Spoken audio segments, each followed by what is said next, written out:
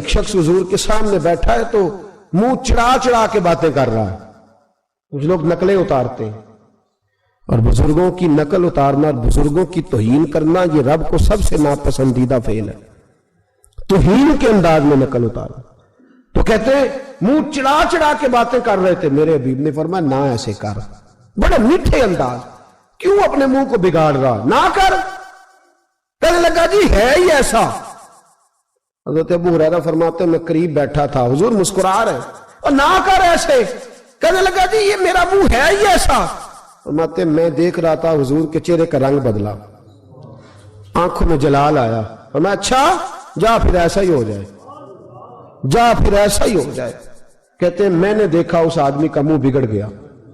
حضرت ابو ہریرہ فرماتے ہیں وہ رویا کرتا تھا مدینے کی گلیوں میں اور کہتا تھا کوئی مجھے معافی لے دو، لیکن گرا جو ان کی نگاہ سے وہ سنبھل نہیں سکتا. گرا جو ان کی نگاہ سے کبھی سنبھل نہیں سکتا. کوئی ایسا کام نہ کرے، کوئی ایسا کام نہ کرے، کوئی بھی